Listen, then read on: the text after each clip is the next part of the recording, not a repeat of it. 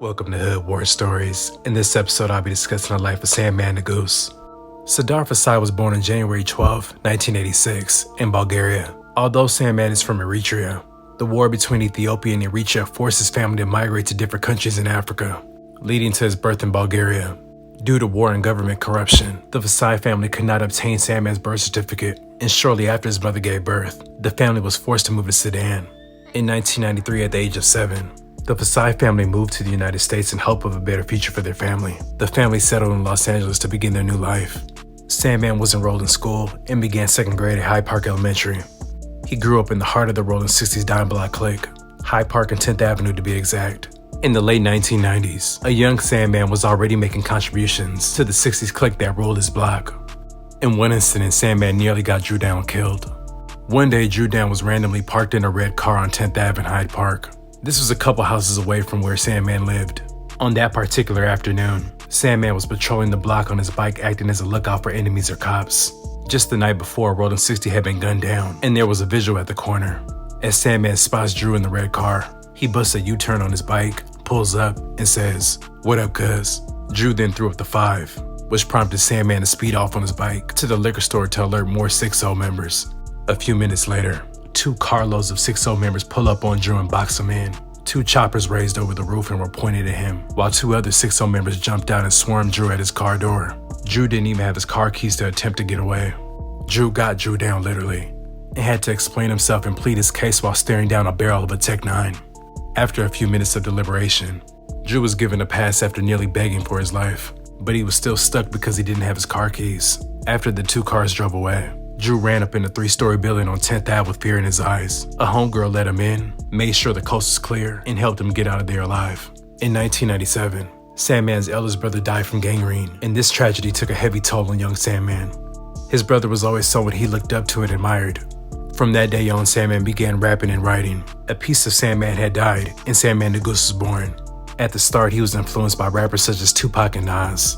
Sandman spent a lot of his time tapping into his artistic abilities, making music, sketching, painting, and drawing. Sandman grew up in a disciplined home with a strict father that led Sandman to become rebellious. In his teen years, Sandman also worked at his family's gas station that was located on Florence and Crenshaw.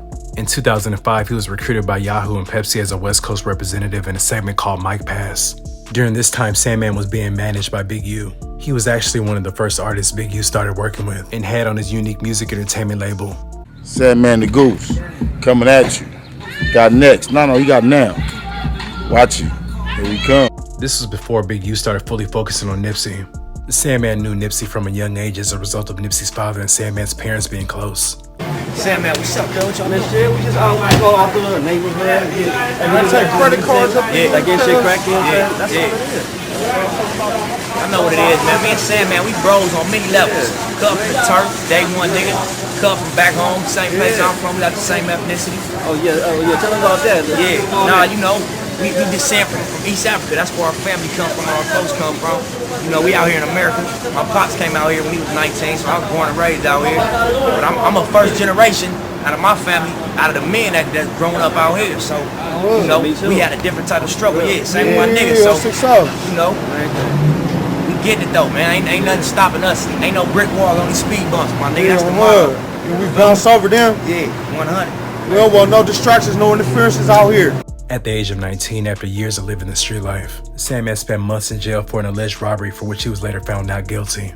At this point in his life, Sandman turned fully to the streets, and by the age of 20, he took a wrong turn in his life and ended up in jail again. After he got out, he slowly started to change his life around, but on August 2nd, 2008, after leaving the studio to take a friend home, he was followed by gang members. After they walked up, they muttered a few words and opened fire. Bullets shattered the windshield, and Sandman was struck 9 times. He was shot in his colon, liver, both lungs, left and right diaphragm, shoulders, and neck. He had to undergo 8 surgeries and was in a coma for 26 days. Miraculously, he was able to recover from the shooting and use music as his therapy. At the time of the shooting, the Centinela Park families and Rollin 60's were going back and forth at an all-time high. Sandman continued to push his music in the studio day and night and shoot music videos every week.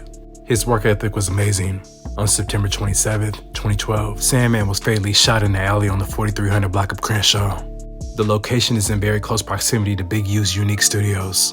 After his death, rumors began to fly in LA that BPS, Troubles, Schoolyard, or the 60’s did it. Many thought the circumstances surrounding his death were fishy. Court records showed that earlier that day, a few 4 Trade gangster Crips got into a skirmish with 40 members at the McDonald's on Crenshaw. One of those 4 Trade members being Oliver. After getting punched in the face, Oliver and a few gang members drove back to their hood park to regroup.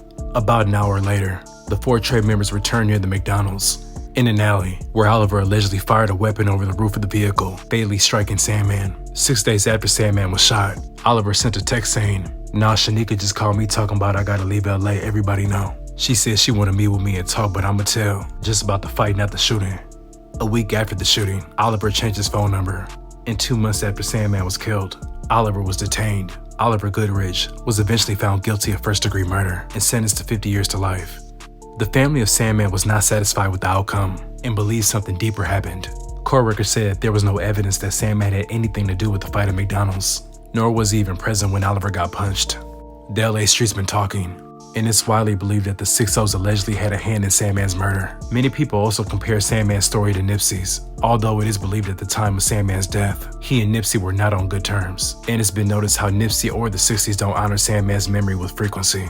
Sandman used his passion for music to elevate himself and his family. He believed in the grind and always represented for his home country. That's what I'm about, man, teaching everybody out there some knowledge that they ain't seen about, because there's more out there that we don't know about, that we do need to know about, and it's being blocked, you know what I'm saying? Yep. In order for you to find out, you got to find out on your own and do some research, you know what I'm saying? And, you know, keep people that's on finding out the truth, not the false, you know what I'm saying? There's a lot of false out there, false advertisement, you know. Do your own research, man. You know, look at the times we in right now, you feel me? Ain't nobody talking about what's going on, but you know what's going on. So, you know, do your research, man. That's where you from? Yeah, that's where I'm from, man. Originally from Eritrea.